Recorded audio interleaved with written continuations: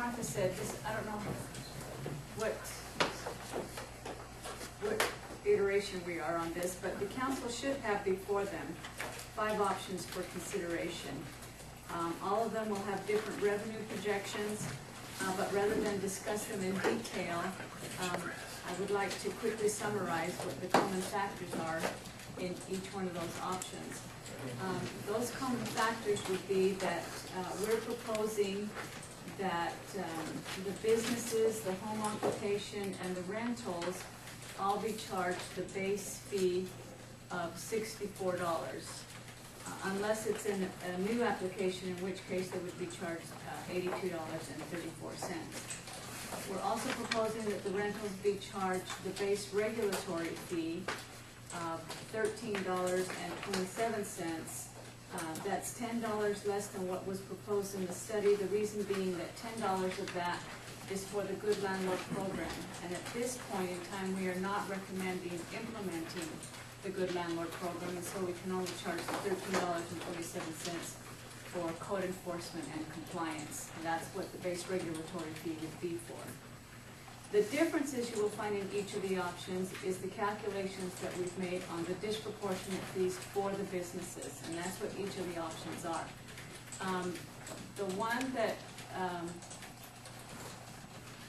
is being most considered, and the one that I would like probably to discuss tonight, is option E. It's one that that was proposed by Councilman Taylor, discussed with members from the Business Development Committee, and also Councilman Taylor sent a narrative that discussed that option. I don't know if we want to go over that, or if Brent, you want to go over that, or if you want me to go over it, it doesn't matter. You would prefer? I'd be happy to. I can summarize it quickly Okay. at whatever point you want me Are you ready for that now? Sure.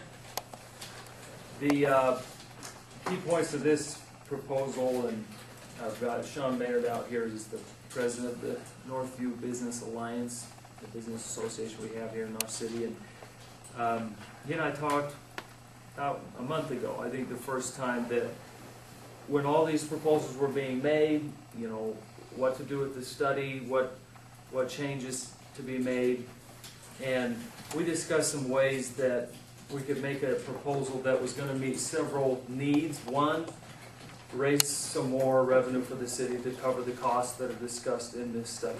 So using some of that justification to implement a portion of the fees that were recommended out of the study. But at the same time, bring some concrete benefits that we discussed to the business community as part of this kind of comprehensive proposal. And so what we wanted to develop was a proposal that made it clear that we value the businesses in the city, that they're not considered a liability, because it's easy to read the study that the businesses are being seen as a liability, and we need to charge this additional revenue to cover for the expenses associated with having them in the city. So the philosophy of this proposal was that, yes, we do need to raise some more revenues. We understand that. There's some real costs here. But we want to make sure that we treat the businesses, and we've got included in this proposal our landlords, as an asset to the city.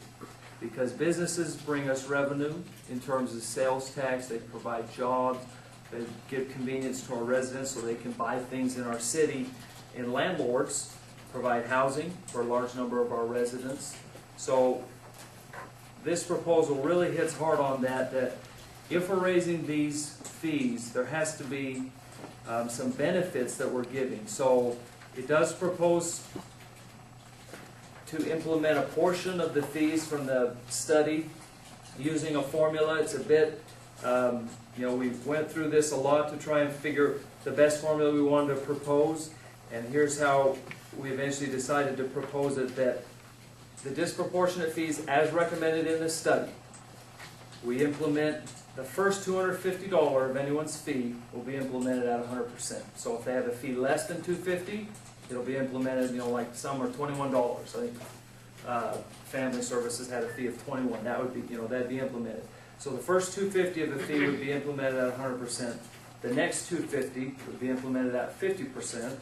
Now meaning, if somebody had a fee of $500 in the study recommended, it's going to be implemented $250 for that first $250, and then $125 for the next $250. And then any remaining amount over $500 that was recommended, like some of the businesses had large fees, up into the $9,000, would be implemented at 8%.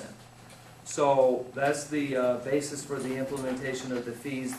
As discussed by Debbie, this proposal doesn't recommend the disproportionate fee at this time for landlords, but does recommend that we implement a program this year so that by next year it is in place. And then I think the key part, though, of the proposal that we put together was that these funds are being collected and will go into the general fund to cover police services, for example, the disproportionate fees, because that's what they're collected. But there were 4 things that we really wanted to be a part of it, that we're recommending as part of this proposal, to offer as services to our business community and to our landlords, to make sure that the message is clear that yes, we have to raise some more money to cover real costs, but you're partners with us here in this city, and we want you to know that we value you and want to help you however we can. So just real quick, the 4 main things that I'm proposing here to be part of it is that we establish a business liaison officer in the police department. It's not a new officer or a full-time position, but this will be a additional duty assigned to an officer, that the responsibility would be to A, serve as a liaison to businesses. If businesses are having maybe some vandalism, problems with loitering, they have an identified person instead of just calling the normal number. They have a specific liaison that they can call, that hopefully they've met and discuss it with him.